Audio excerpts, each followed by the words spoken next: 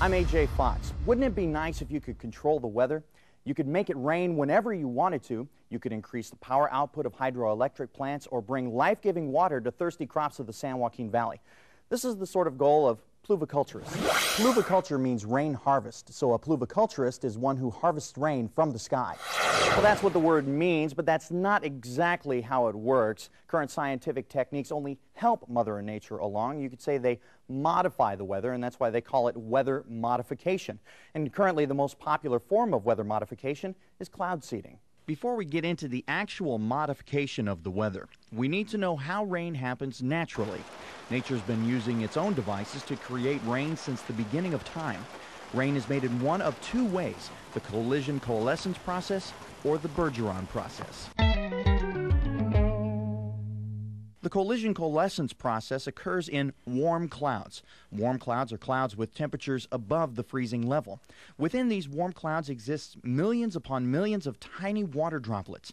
As some of these droplets collide, they combine to form a new, larger water droplet. This happens several times over until you have a very large water droplet. This new water droplet, now too heavy, falls to the earth. As it falls through the cloud, it gathers more water droplets and grows even bigger.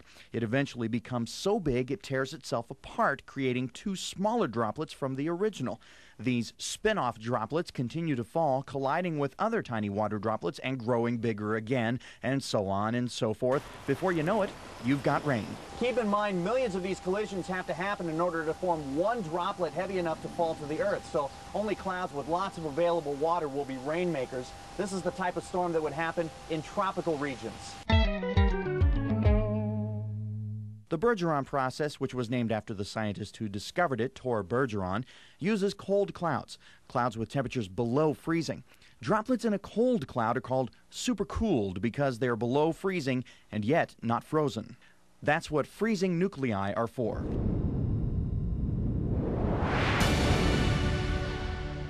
The freezing nuclei are the microscopic particles upon which supercooled water droplets attach themselves, and the water freezes, and at that moment forms a microscopic ice crystal. Ice crystal, yeah. The ice crystals begin to grow bigger by catching and freezing more water from the surrounding droplets. Eventually, they grow so large and heavy, they fall. On the way down, they collide with other ice crystals to form snowflakes. These snowflakes will continue all the way to the ground, but if it's warm enough near the surface, the snowflakes will melt and become rain. Most storms in the United States use this system for making rain, and it is the Bergeron process that is the basis for most cloud seeding operations today. In the past, plenty of people have claimed to be able to bring rain or to make it stop. The Bible has the story of Elijah. Elijah was a man just like us. He prayed earnestly that it would not rain, and it did not rain on the land for 3.5 years. Again he prayed, and the heavens gave rain, and the earth produced its crops. But most men who have claimed to be able to control the weather have been considered less than honest. That leads us to one Charles Mallory Hatfield. Charles Mallory Hatfield was somewhat of a folk hero in the early 1900s.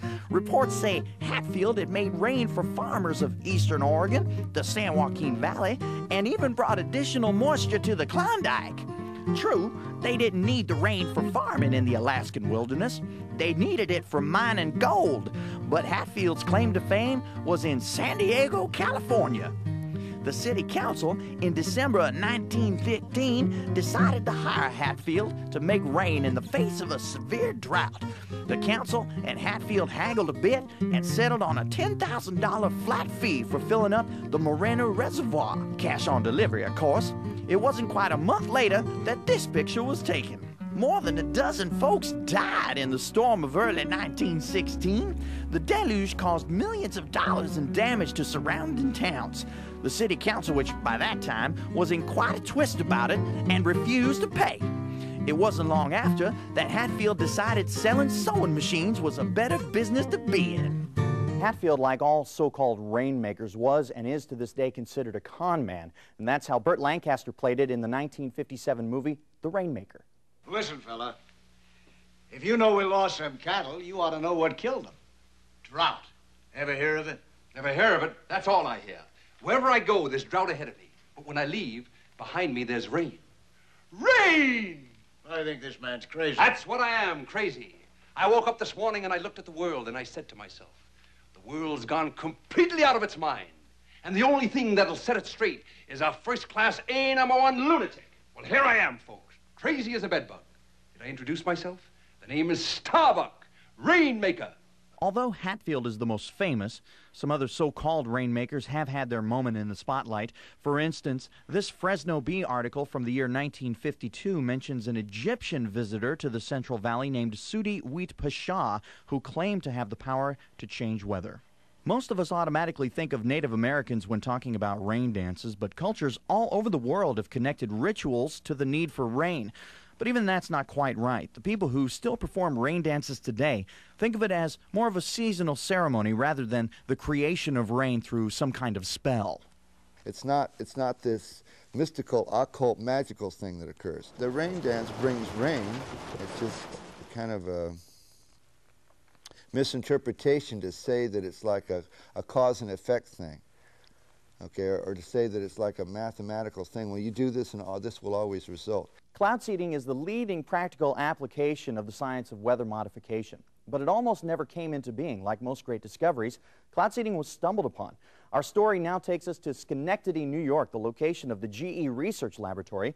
In July 1946, the research team of Vincent Schaefer, Irving Langmuir, and Bernie Vonnegut were working on a method to prevent ice formation on the wings of airplanes. Vince Schaefer was performing an experiment in what's called a cold box, just like this one. Temperatures in that box weren't getting cold fast enough, and so to speed things along, he actually took a piece of frozen carbon dioxide, or dry ice, dropped it in the box, and when he did, something miraculous happened. Bang, a snowstorm formed. A miniature snowstorm formed.